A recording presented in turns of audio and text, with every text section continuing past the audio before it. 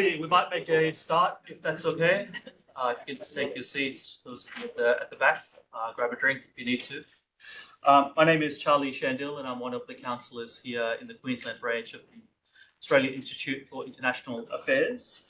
I'd like to begin today by acknowledging the traditional owners of the land upon which we're meeting today, the Yagara and the Turrbal people, and pay my respects to their elders, past, present, and emerging, and of course extend that respect to any Aboriginal or Torres Strait Islander people present with us today, here or online. I'd also like to acknowledge the Honorary Consul of Lithuania, Andrew Sturs, who has joined us today. Thank you for making the time to be here.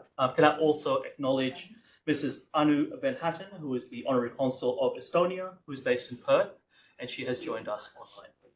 Online. Online, yes, sorry. Otherwise, I would have been. That's right. Now, ladies and gentlemen, today we have a very special event and we have a very special guest. His Excellency, Mr. Darius Degutis, Lithuania's ambassador to Australia. Mr. Degutis is the first Lithuanian ambassador to Australia. Now, since beginning his post in 2021, the ambassador's mission has been to strengthen Lithuania's relationship with Australia on economic, political, and security matters, and to maintain existing connections with the Lithuanian-Australian community.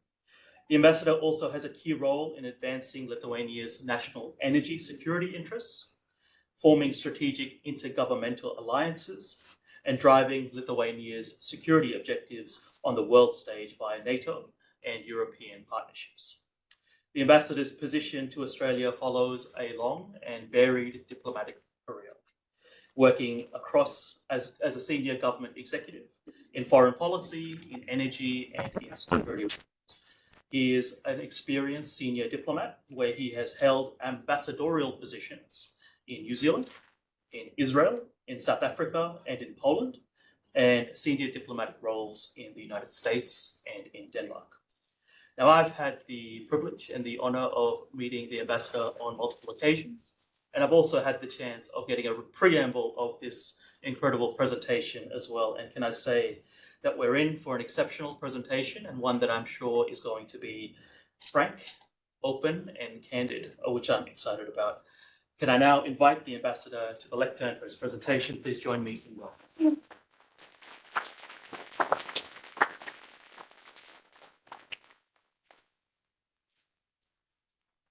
Well, thank you very much. Thank you for inviting, and it's a huge pleasure for me to be here. And I'll be hopefully I will not be too long, because whenever I start to do presentation, I would be very keen in trying to persuade our wonderful Australian friends and colleagues of our realities. Of course, we are far away from Australia. We are very close to the Warsaw. So I should actually, I hope that I will not be able to do this, and I will try to focus my presentation in three major chapters. But first of all, I would be extending to all our Australian friends, colleagues, our heartfelt condolences about what had happened in Sydney 3 days ago in Bondi department store. And that's the notion from our, I extended the condolences on our mass media from the embassy, but it's not about myself. We have condolences from our president, from our prime minister, from our minister of foreign affairs. So actually, it was not a good situation in Australia, but we are, in a way, we will be building our potential partnership whatever the situation is happening. And I should mention that there are very often we have certain not too pleasant situations, challenges. We know that some northern neighborhood of Australia is willing to not only to agree, where you have to agree, but to disagree where you unfortunately are not able to agree. So we need, despite the fact that we are a very small state, but very often very good friends, very good colleagues, they would call us very brave state. So I will try to persuade in my presentation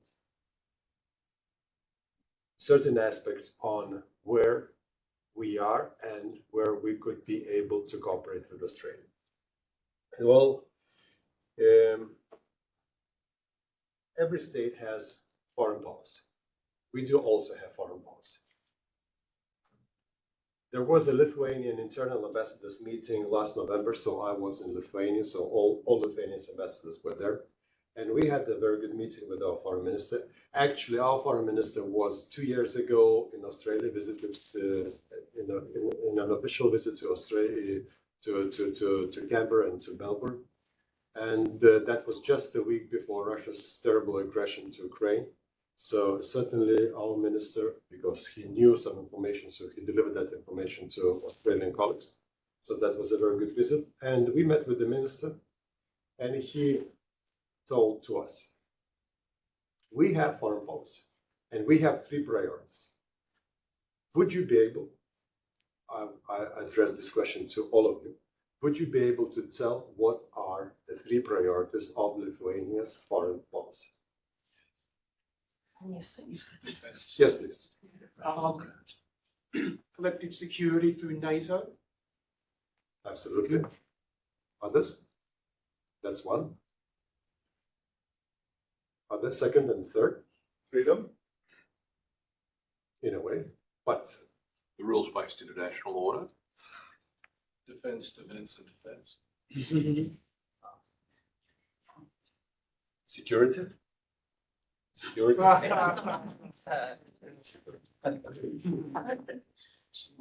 You know, we live in a real world. I know that some people in Australia, of course, you're too far away, so no other state had occupied you. No other state had occupied you. No other state of a different caliber, of a different language, of a different religion, of a different anything. Architecture, everything, culture. You were, you know, we are not asking what is the day of Australia's independence. Independence. We have 2 days of Lithuania's independence. Why? Because we liberated ourselves, from Russia's occupation, from the Soviet occupation. So it's good that you're a continent, but I would always ask, you know, everybody here in Australia, what would be your reaction if another state, as I mentioned, would occupy you for 50 years? They would force you to learn totally different language. They would force you to be part of a totally different, not religion, but propaganda, communist propaganda. They didn't allow to have any religious freedom. Not Catholic, we are Catholic, not Jewish, not Russian Orthodox. So when I will be telling who we are, keep it in mind that from 1940 until 1991, we were occupied. Soviets destroyed 10% of our population. 300,000. 300,000 have been killed, sent to gulags, deported, injured, and so on and so forth. The last person which was shot in Vilnius was in the KGB prison was in 1986. 86. That person was arrested without any law charge. Without any law charge. In Vilnius, I know that there was one lady who visited Vilnius. There is a KGB prison in the very center of Vilnius. If anyone would ever go to Vilnius, make sure, go and visit this KGB prison. the Pope Francis, he was visiting Lithuania in 2018. He went and visited it, and he came out crying. And he cried where all the media had been filming it. Well, I'm very clear. My mission, that's my mission. And I think every diplomat's mission is that. Basically, every Lithuanian mission is that. It's everything I can to ensure that Lithuania is free, independent, strong and able to defend its values, maximally strengthens its partnership with NATO allies, and especially with the United States.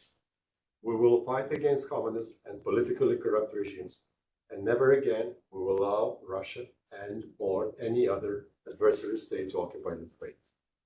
Well, I talked with the lady who is from Latvia.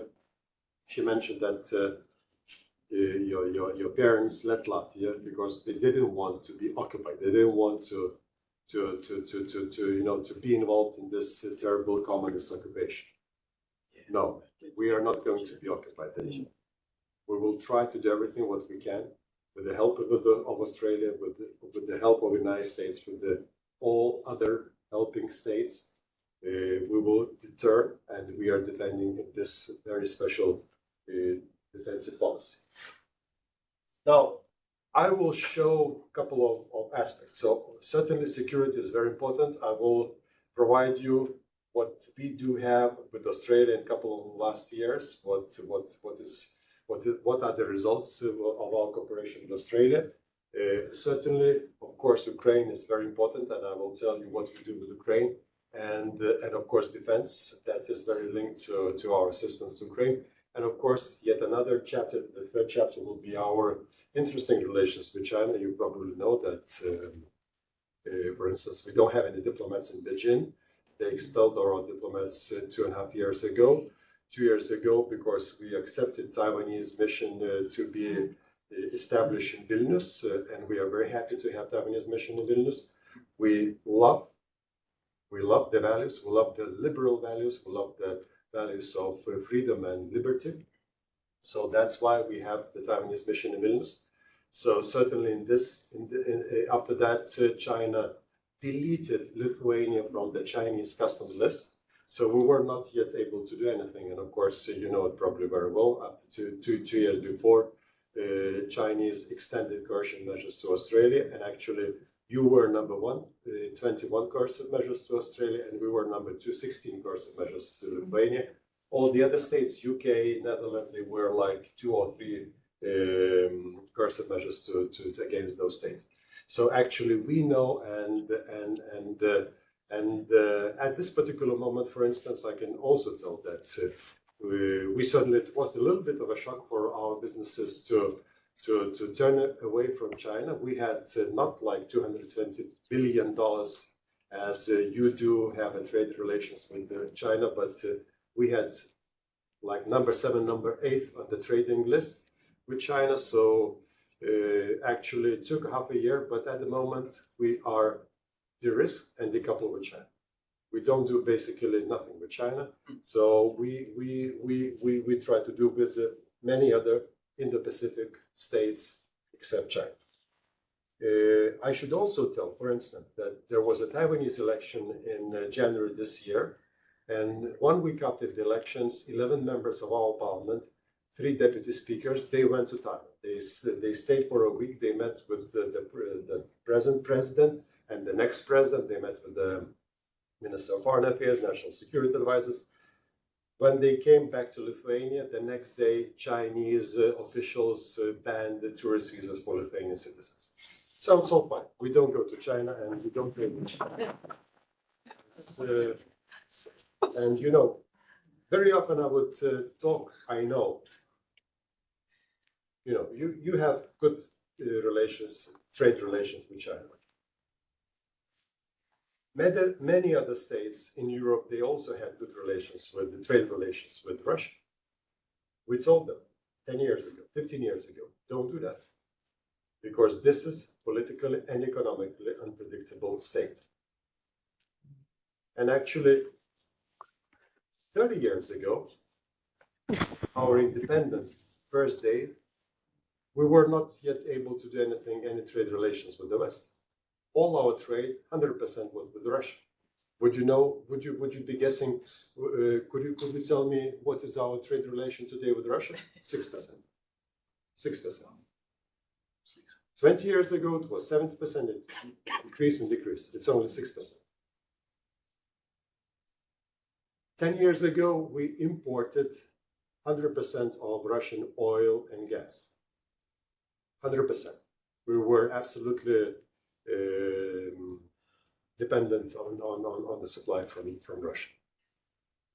What energy, sorry, 20 years ago, not 10 years ago, 20 years ago. What energy is imported today to Lithuania from Russia? Gas and oil? Zero. Zero. Oh, That's the way what we try to do. We built 10 years ago oil terminal on the seaside, on the Lithuanian seaside, gas and oil terminal. At the moment, gas is the primary generating power in Lithuania, so we import a lot of gas, and we import LNG gas. Where from? Not from Qatar, not from Middle East, not from Qatar, not from United Arab Emirates or other states, because we know that our friend and our partner is the United States. 80% is imported from the United States. Ships from the United States. 15% from Norway. So that's also important to understand that what we've been telling to Europeans, don't do this.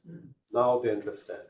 Now they tell to us, they meet with us and say, yeah, you were so right, and we were so wrong. I will tell you, don't trade with China. You have such a fantastic neighbors around you. Indonesia, Malaysia, free trade agreement with India, Philippines, Vietnam, Thailand. Why we opened the embassy here in Australia years ago? Because of so-called challenging relations with China. And you were helping a lot. And thank you, Australians, thank you, Australian government, that you helped to diversify our trade, that you provided help in WTO in Geneva. You signed the letters against Chinese coercive policy to Lithuania. So that's really very important. But we open, opening an embassy. I can tell 30 years ago, we never had an embassy. We were occupied, Soviet Republic. They never let us have foreign office. They never were letting us to have foreign policy. And we never had any defense minister. We never had any defense officials in Lithuania 30 years ago.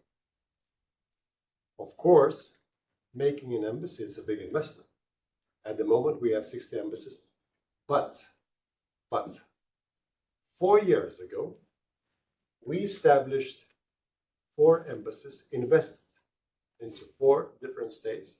Australia, 2 years ago in Seoul in South Korea, in Singapore, and our economic mission in Taiwan. That's what we did. We said, no, we decouple and de-risk with China, and we want to trade with Indo-Pacific states. And actually last year, our trade with all Indo-Pacific states grew by 64%, except China. Of course, we have an embassy in Japan, in India, so we increased the embassy, we increased the number of the staff in these embassies. And we do have at the moment strategic partnership with Japan as well. So our Prime Minister signed last year. So, yes, I know, but think in a little bit different way in terms of the trade relations with some other states north to Australia. Well, you probably know, this is Lithuania. I should mention that of course, we understand that Belarus is part of Russia. Basically, it's a Petuli puppet, so we know this. And I was a special envoy for energy security for my Prime Minister and our Minister of Foreign Affairs for, I don't know, like 8 years before my posting in Israel. I was ambassador to Israel. I arrived from Israel 2014, and then I was also a special envoy for the Minister for Energy Security. So I dealt a lot with the nuclear power plant with Belarus together with Rosatom. Rosatom is the largest Russian nuclear enterprise. They built just very close to this Lithuanian border, 5 kilometers away from the Lithuanian border, 2 nuclear reactors. So I know this, and if you would be very willing to have a special presentation, I will be able to tell what they did. And there is not only a nuclear reactor, it's a military base of Russia very close to the nuclear power plant. But it's all right. So we have 3 states, like 8 million people living, 2.8 million in Lithuania, largest state out of the Baltic states. I was in Israel, so you know it very well. We understand what had happened a couple of days ago with this Iranian drone attack to Israel. You know, Israel is a very small strategic depth. On one side, in Israel, there is a Mediterranean Sea. On the Baltic, it's a Baltic Sea. On Baltic states, there is a Baltic Sea. 250 kilometers, like in Israel, 120 kilometers. There are adversary states on the west side. We have Belarus, Russia on the east side, 250 kilometers away from the seaside.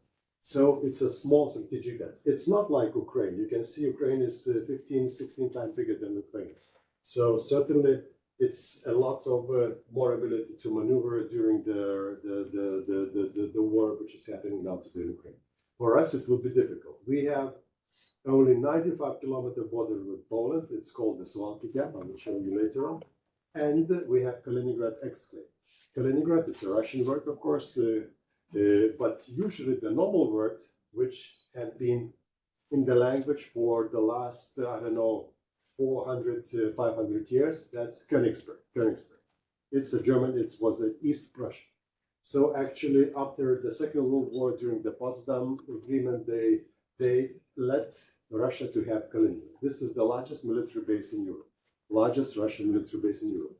They have 1.2 million people living in Kaliningrad, 50,000 are military, and around 200,000 are people related to the military activities. So that's, and they had a war, Russia has a war, of course, in Ukraine, but they never ever send the troops from Kaliningrad to Ukraine. They are keeping troops, in the Russian West. And of course, we know it, and this is an open information, that they have nuclear missiles in Kaliningrad. This not happening, not this year, not last year. They had it for many, many years before. So that's the situation. Certainly, I should tell, it is important, NATO expansion from 1997. So these are the 11 states which had been expanded after 97. Of course, we have Sweden and Finland at the moment. But I'm telling you why this is important. Because in 2021, in November, President Putin from Russia wrote a letter to President Biden and to NATO Secretary General. He told in that particular letter, I ask you to have the border without any NATO membership from 1997. So the point is that he asked all of us to step away from the NATO membership, to be a neutral state. That's the Russian mentality. And actually, I'm telling you, because what they do today in Ukraine, I'm sure everybody, maybe somebody would think peace would be nice. Yeah, okay, so 20% of territory of Ukraine will be in Russia. Crimea, of course, will be in Russia. Everything would be fine, so peace would be nice and the life will be better. No, the life will not be better. Peace, somebody would think it's fine. No, it will not be fine, because this will be the beginning of the largest military operation from Russia in Europe. And I can tell 1997, they will go to the Baltic states. And this is not, I'm not fantasizing. It's the reality. And it's not like in 8-10 years. No. They will regroup, they will rearm, they will resupply, and they will go to us. As I mentioned, of course, we will be defending, and we are defending. At the moment, we try to make a lot of unacceptable military defense in Lithuania and other Baltic states and Poland and all the other Eastern Europe. So that's the point why I'm showing you this particular slide. So certainly we have an excellent relations with Australia, despite the fact that distance is 16,000 kilometers. As I mentioned, we have 4 diplomatic missions which had been opened in 2021, 2022 in the Pacific. We had the foreign minister visited Australia in 2022. Actually, I should tell that we have very good dynamic bilateral cooperation. Our president, Lithuania's president, visited Australia in 2023 in October. He opened a business and academic mission. We had 9 vice chancellors of the major Lithuanian universities coming to visit to Australia. We had a fantastic academic mission which had happened in Melbourne. So now we try to build up our good relations with everything, with the business in Australia and with the academic field in Australia. I should also tell that Lithuanian president and Australian prime minister met twice in 2023. In Canberra we met, and certainly your prime minister was in Vilnius. We had the NATO summit last July. So he was there, and I should also tell that mentioned in 2022 our trade with Indo-Pacific states grew by 64%. Trade with Australia grew by 44%. So I'm very happy about that.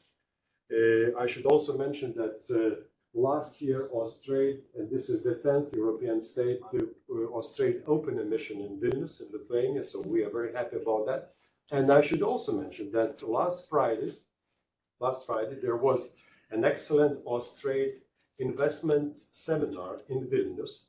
In that seminar, there was a European general manager who came from Paris. He opened up the seminar, and there were 4 agent generals from Australian states. One from Victoria, one from South Australia, one from Western Australia, and one from New South Wales. Of course, we missed Queensland.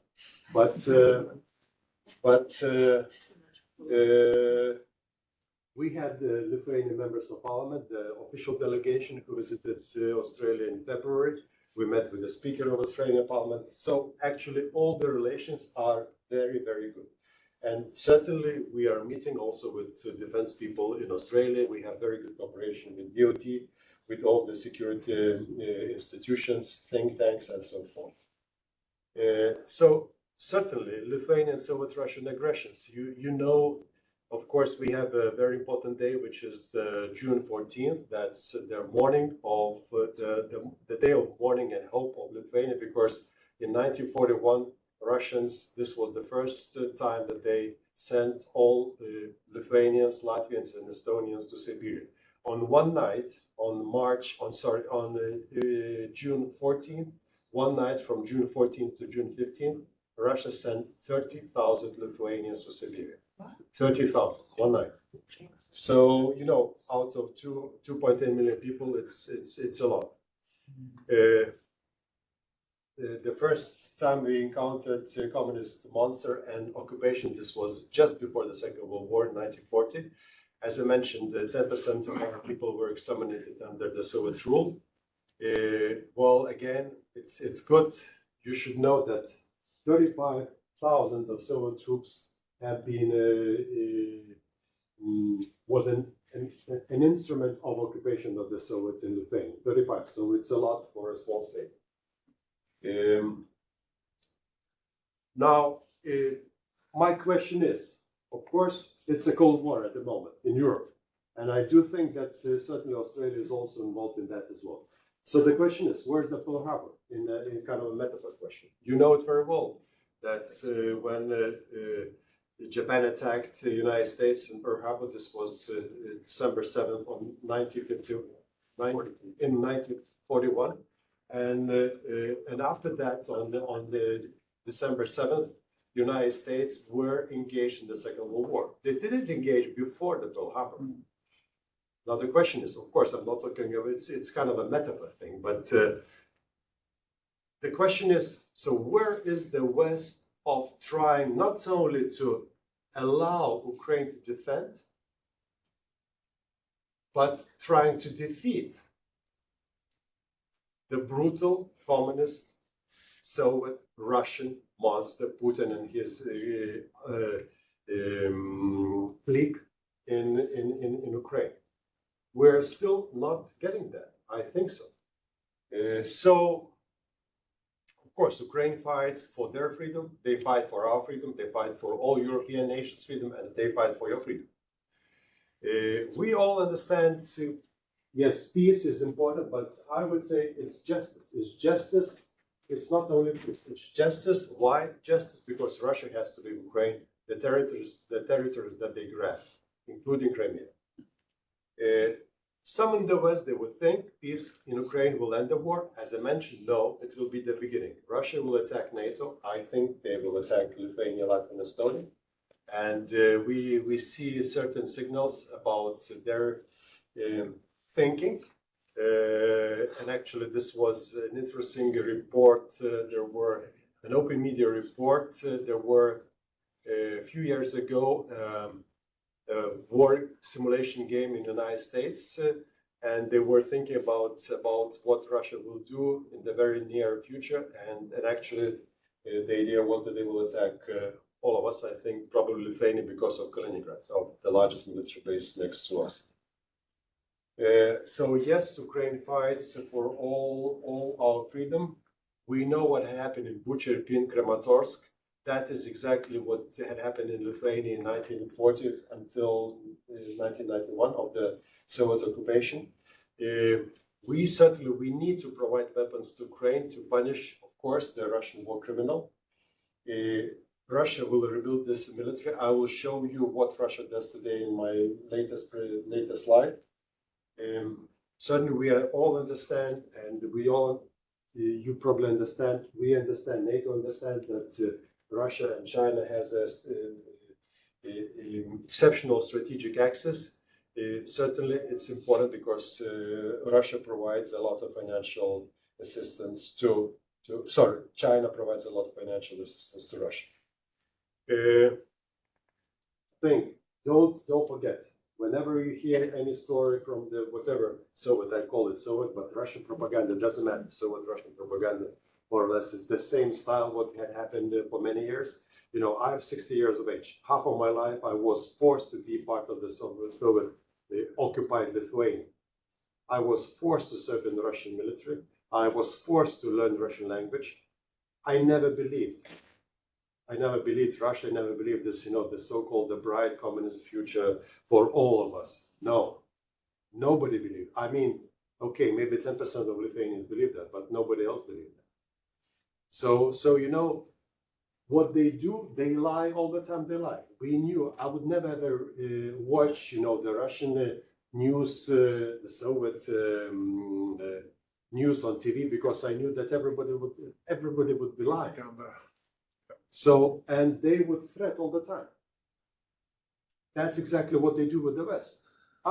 If you are not going to get away from Ukraine, we'll bomb you. We'll send the nuclear ballistic missiles to you, so that and of course, yes, you have a good life. We also have a good life, but only for 30 years. You have a good life for what? 200 years? 250 years? Good life. Okay, some military conflict somewhere, but not only, still you enjoy the good life. Western Europe, they also enjoy the good life. Russia, they never occupied neither Germany, neither part of Germany they occupied, of course, but not the West Germany, not France, not Italy. This was not a perception of your own people ending. You need to build up, but when they occupy, basically they delete your own nation.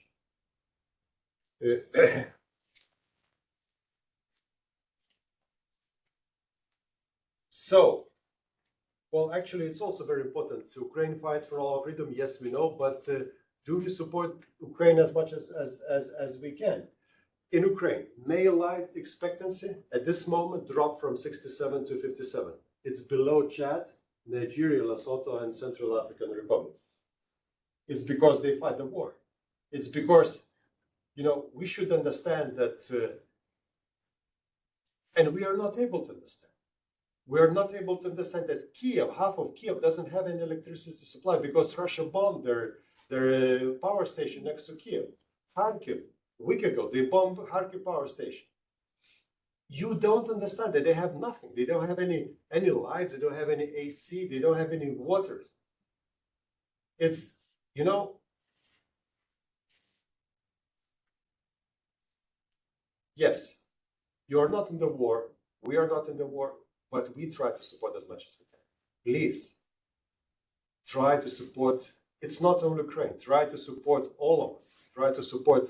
Do whatever you can. Talk to whatever. Talk to your officials, members of parliament, senators, congressmen, members of the House. Tell them you need to support. Of course, I do the same. I talk with different officials in DoD. Yes, we need to support Ukraine as much as we can. Lowest fertility rate in Ukraine today, 0.7. What the Russian philosophy is? To delete Ukraine. To delete Ukraine, that there will be no Ukraine. Killed in actions and wounded in actions, at the moment, it's up to 100,000 people in Ukraine. Of course, these are men from 20 to 40 years. Population before the war in Ukraine was 36 million, now 25 million. 1/3 has been displaced person. We have in Lithuania 100,000 from Ukraine, 90,000 from Ukraine. 2.8 million people, 90,000. So, you know, many people are, from Ukraine, they've been displaced to different states in Europe. 43% of displaced persons will not return to Ukraine. So, you know, it's at this particular moment, it's not 1 billion, 2 billion. At this particular to start bringing up the whole economy of Ukraine, we need to have 700 billion euros. 700 billion euros, just to start to build up the economy of Ukraine. It is also important. Us, we all are democrat states against the authoritarian states. We care about it. They don't. They don't care about it. You know, you probably know that Russia signs mobilization decrees in Russia. They're getting people to the military. They sent to war in Ukraine. We know these are the meat grinders. If the person is wounded, they will let him in the front line. They don't care about bringing him.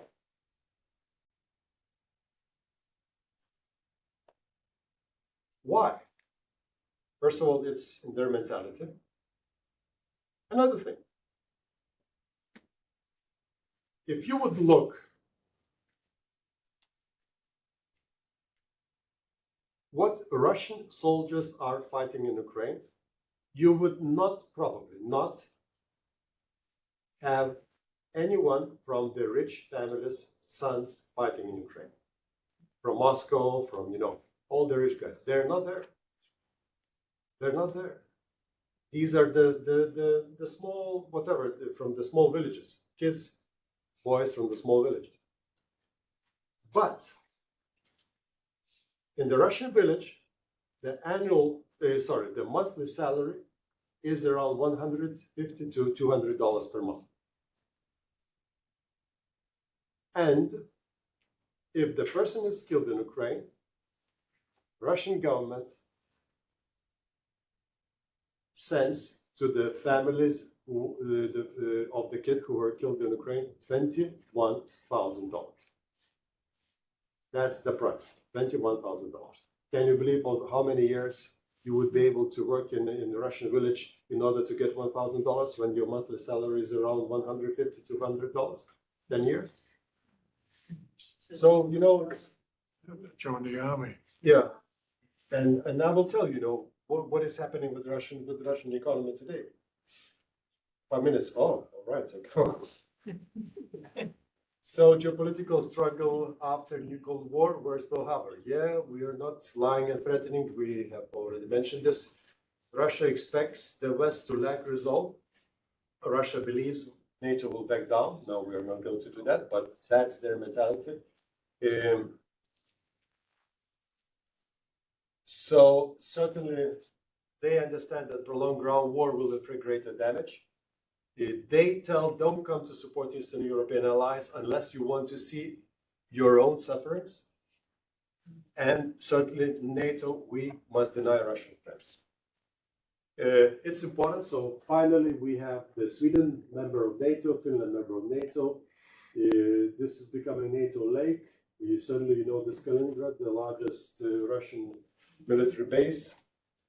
That's exactly correct for me, NATO lake. So actually, this is the Baltic Sea, but that's a NATO lake. All the states, except of course with the small Russian gap here and there. So we are very close to have a Friendly school. so yes, 20 years, that's us in NATO. 30 years ago, we had 900,000 troops, NATO troops in Europe, protecting NATO in Europe. 900 at the moment. 10 years ago was only 100,000. At the moment, we have 300,000. So we built up. Our funding for financial assistance from GDP to our defense at the moment is 2.75% of GDP. In the next half of year, it will be 3% after July the 1st. Actually, I think tomorrow our Prime Minister is meeting with all the political leaders in order to increase the budget for our defense. Actually, we will have, I think, in next year 4% for our defense budget. So that's also quite important. So I will leave this, you know, all this budget structures of our defense. So a couple of years ago we were number 3. At the moment we are number 3 and number 4. Poland had increased more defense budget. That's actually what is happening in Poland, United States, Greece, Estonia, Lithuania. So we are at the moment 2.75. So we are a little bit more than Estonia. Yeah, well, what we say, somebody would tell as long as it takes. No, we would say whatever victory it takes, whatever Ukrainian victory would take. So, of course, I will tell you, Poland is very similar size to Ukraine, but Poland receives, at the moment, more than 1,000 tanks. Of course, they're buying 76 jet fighters and hundreds of HIMARS. Poland is a NATO member. If attacked, of course, NATO will come. Ukraine is not a NATO member. We would be very happy to have Ukraine as a NATO member. He had a chance. Yeah, of course, there will be a NATO summit, 75th year summit in July in Washington this year. We do hope that NATO will have a chance. Can Ukraine liberate with less than 1/10 of Poland military supplies? Of course, we must get serious. So this is the chapter what was willing for you to see. This is the Poland, what they have tanks and HIMARS and the helicopters, jet fighters, and this is what Ukraine has at the moment. The same size. Poland is not fighting the war, but Ukraine is fighting. So, where are we? Where are we? Middle in the sentence. Yeah. So this is an important chapter that about the support to Ukraine. 41 million countries to support for all of us to Ukraine.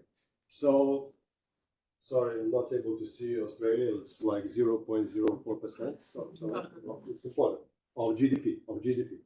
So you can see where is the United States, somewhere lower. It's 0.3 of GDP. So it's not here. The United States is not here. Of course, we'll be very happy to have the $60 billion, of course, but not GDP. Our GDP is 1.9% of our GDP. We are the leading state who provides support to Ukraine. Legal and non-legal 1.4, non-legal 0.45%. Number 2, Estonia. Number 3, Norway, Denmark, Latvia, and Slovakia. So these are the leading states in terms, if you divide of GDP.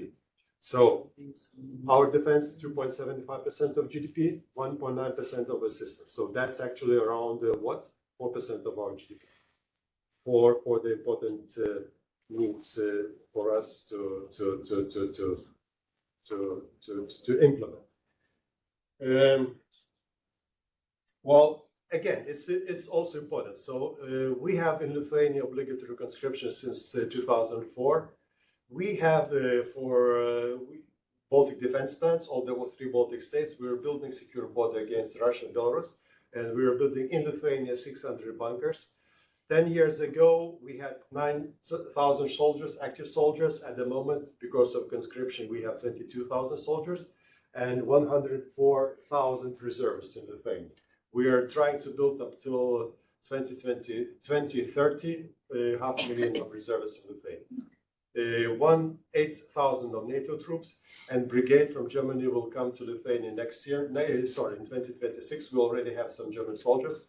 So the brigade will be from Germany will be 5,000 of German soldiers. With all the families, there will be like 20,000 of German population in Lithuania. We do have, of course, 1,000 American troops in Lithuania. I mentioned, so okay, gap. Now, I should tell, last year, despite the 14th European Union sanctions against Russia, Russia grew its economy 2.8% of GDP. Last year, 2.8% Russia grew. Why? Because they sell oil and gas to China, to India, and to some other states in what we call the global south. Russia weaponized. We are not weaponizing our economy. Russia weaponized already 2 years ago. They're building to the war. They're trying to upgrade the war capacity in Russia. We are not. Of course, we are weaponizing our economy, but not the rest of the West. So actually, what they did, they weaponized their economy by 60%. They have 7% of their GDP, Russia's GDP funding to defense. 7%. Not like we, 2%. Of course, you know, everybody's thinking about Trump. Trump is telling, yeah, we need to have 2%. No, it's not 2%, 7%. Now, of course, after Putin's election 2 months ago, as a president, 1 month ago, he signed a mobilization act, and this will be a new 768 soldiers in the Russian Mobilization Act. So, what's the population of Russia? 144 million. So, yes, our long-term survival strategy is very clear. We are not concerned, we are not worried, we are totally resilient. We've been having this fantastic, wonderful, absolutely amazing neighbor of Russia. Of course, you know what I mean, for many, many years. So for us, it's very important to have social cohesion and justice. Of course, innovations and discipline. That's why we are meeting here in Brisbane, different Australian companies of industrial defense industries. Yes, I mentioned we already have 300,000 NATO troops, high readiness troops in Europe. Very close to Lithuania, 150 kilometers away from our border, there is a 5th United States Army Corps with 10,000 soldiers in Poland. Well, actually, it's very important. Last year, we had the first Australian officers coming to Lithuania to take part in NATO military exercise, the first ever. And last year, we had the first ever Lithuanian officer coming to take part in Australian Predators Run military exercise in Darwin. So that's terrific. Well, of course, NATO will not lose its sight to China. We are very anxious about Russian invasion, 84%, but 89% with support of NATO. And actually, does any other Western European states, they think they will be thinking about Russian occupation? No, they don't, probably. Ukraine will start European Union accession negotiation very soon. I hope that in NATO 75th summit, we should be trying to invite as much as possible Ukraine or building a bridge for the Ukrainian membership in NATO. Of course, what we understand and everybody understands that this is a new colonialistic expansionism instincts of the empire to colonize all of us. Certainly, we must generate arms production. I will tell you, European Union GDP at the moment, 18 billion. 18 billion. Russia, 10 times smaller, 1.8 billion. Russia is like Italy and Spain. But Russia produces 3 million shells. 3 million shells. US and European Union, 1.2 million shells. And of course, Russia gets shells from Northern Korea. So, well, you know, unfortunately, this situation in a way reminds of the situation in 1939. Well, of course, it's a brutal Putin's regime in the last 20 years. You probably know Litvinenko was poisoned in London in 2006. Russia exploded the ammunition warehouse, huge explosion in the Czech Republic in 2014. Novichok, of course, deadly nerve agents against Sergei and Yulia Skripal, that was in England 2018. Krasikov, FSB, that's the Russian military agent, killed in Berlin in 2019. Maxim Kuzminov, Russian military agents, intelligence agents, killed him in Spain in 2024. And of course, we know that Alexei Navalny unfortunately passed away just 2 months ago. So the tick in the West, it's important for all of us.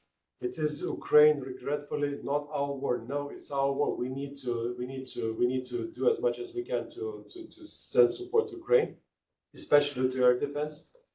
Troops deployment, you probably know that President Macron mentioned it to us, to all of us 2 months ago. Yes, we are happily to provide our troops for Ukraine.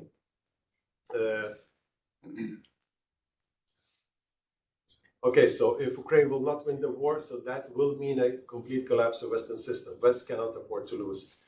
So Russia prepares for the new war. Well, I will not go into energy security, and then certainly I would be very happy to get into it. But as I mentioned, we need to actually, this is also quite important. So USSR in 1984 they had 630 million tons of oil extracted. In '86, President Reagan and King Fahd from the Saudi Arabia, they reduced for the barrel price for $10. It meant 10 billion USD loss for USSR because they because of the reduction of the oil price.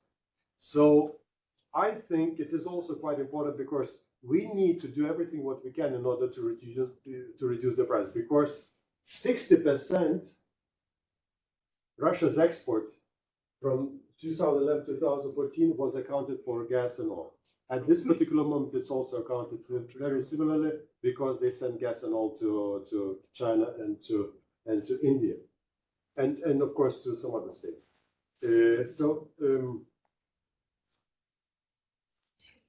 Yeah, well, these are. So this is more or less. So, well, I would be very happy to tell about the policy, our policy to China, but I did already mention that few items to you before that, and my last probably point will be. Okay, so what can we make to do to make the world more stable? So we need, of course, to build up against all the parameters that I will mention here. Of course, the United States is the main pillar of our security. The United States is the guarantor of peace in Europe. Somebody would tell, what is my reaction to President Trump? Sorry. Every United States president is good for Lithuania, whoever it is, because that's the only state that we can trust. We can trust because of the military, of the economy, and all the other things, strategic capacity. I should quote the new NATO Secretary General, the present Dutch Prime Minister, Mark Rutte. He mentioned 2 months ago, stop whining and stop moaning about Trump. I know. I'm not meeting with Trump. Yes, we all understand. No, but this is not about that. It's about. I know that Trump will be dealing with the United States domestic policy 90%. I don't know, migration, crime, and all this. 10% will be left for him to talk with the international partner. All the administration people, they will try to deal with international politics. When Trump was elected in 2017, the first visit was where? To Europe? To Warsaw. First visit to Warsaw in May 2017. I watched that visit. He made a very good speech of NATO, of defense. He increased the U.S. military support in Europe. He moved the United States troops into Poland. He also signed a letter of sending javelins and all the other missiles to Ukraine. We have, because of Trump's order, we have United States soldiers in Lithuania. So actually, okay, I'm not telling you to vote for Trump, but understand that it's important for us as well. We're not American.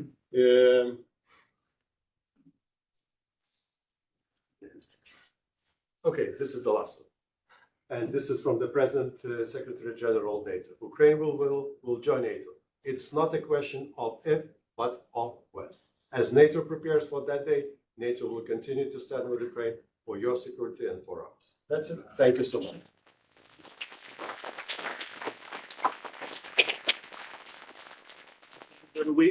We obviously had the chair set up for a Q&A, but given we've got 4 minutes to finish up, I'm also not going to take the prerogative as chair to ask the only one question that we have. And I saw, this gentleman here has raised his hand quickly. But before you stand up, if I could just ask that the question you ask is a question and not a preamble. And Darius, please, if you could also answer accordingly as well. That would be great. Thank you. Please. So sorry. No. That's fine. There are a number of military strategists who say that Russia would be crazy to attack NATO. I just can't understand what your reasoning is, given if Russia attacked NATO, they attack Germany, France, UK, the United States, whose military capacity is 10, 20 times what the Russians are. I mean, it'd just surely be lunatic to do that.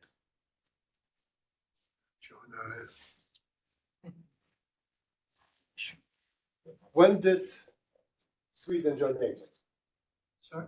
When did Sweden join NATO? Blind A month ago. Last year. A couple of months ago. Same thing. And they asked to join NATO 2 years ago. Why did it take for Sweden to join NATO 2 years? Why? Because of Turkey and Hungary. Feel threat now. You know, if Russia will attack Germany or France, and I'm sure they will not attack, so of course that will be kind of a catastrophic situation. NATO will react. But they might attack small states like us. There has to be a political decision in Brussels to vote, political decision. What shall we do? Shall we defend? It will take maybe 1 or 2 days. I can tell you very open, and this was a open media information, that all NATO generals tell us, Lithuanians, Latvians, Estonians, we need to defend 2 weeks. 2 weeks. We have 250 kilometers. Are we able to defend 2 weeks when we have such a monstrous Russian military bases in the west and in the east? It will take a couple of days of the political decision. Will Hungary be willing to tell that we'll send NATO troops to defend Lithuania? Maybe. I'm not sure, but maybe. The point is that we need to protect our state. We need to protect our security. We need to protect all the people that are in Lithuania. We need to have every shooter behind every tree. Whatever will come to Lithuania, we'll need to defend. If we are not going to defend, NATO will not come to us if we are not able to defend. And I can tell you, whatever will be a Trump president, not Trump president, yes, we will tell Trump, whoever it will be the president, I don't care who will be the president of the United States. We will tell, we are ready to defend. We were ready to defend. We were ready to combine with you, to join you as an ally in Lithuania, in Afghanistan, in Iraq, from the September 11th, 2001. We were there. So, come on. I'm not sure whether there'll be willing some mothers in Western Europe to send their kids to die for Lithuania. maybe, but before that, we need to strengthen our defense. Ladies and gentlemen, we promised you a candid. Andrew would like to ask you a question. Sorry, yeah, of course. No. Is it a fair statement that really the necessity behind this is that the Russians need to understand that if you attack one of us, you attack all of us? Is that not the key premise? We need to stand united so that they understand that you don't get a chance to nibble away at an outcome. And an attack on any of those states is an attack on Western democracy. That's a philosophy of the good lifers. we're doing good life. Yeah, of course. If they attack, of course, we'll respond absolutely. But allow me to ask. Russia bombs Ukraine for the last 2.5 years. They bombed, as mentioned, Kiev electricity power station. They bombed Kharkiv power station. We are not yet able to allow Ukraine to shoot their missiles to the Russian oil refinery in Russia. We are not yet able. So, we are telling, please shoot. But unfortunately, we're not yet able to tell. Who is going to tell? You know it. Big countries. Our states, our allies. So why is it not happening? It's like unanimity of all our ally voices. Are they not treating that Ukraine is fighting for all of us? So, it's some kind of a different track. So, of course, yes, we understand that, but first of all, we need to defend ourselves. That's the most important thing. Thanks so much, Darius. Ladies and gentlemen, we were in for a candid discussion, a frank one and an open one. And Ambassador, you absolutely delivered. So please join me in thanking the Ambassador.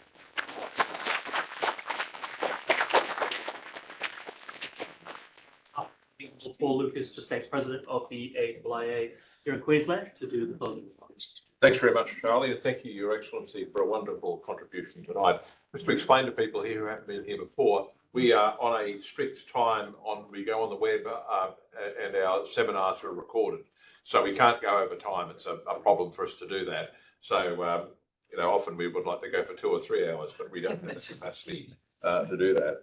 I have to say that, Your Excellency. So this is not going out now, but I do say, Your Excellency, what a wonderful contribution. One can only think of, your lines resonating with Martin Niemöller.